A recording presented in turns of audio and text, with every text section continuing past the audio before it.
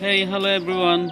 This is the day and 13th April 2024, and in front of my Sammam plant, and I would like to mention about my Rockmelon and Sammam plant. As you can see, my plant small fruit just come out, and I am technically now hiding my uh, some of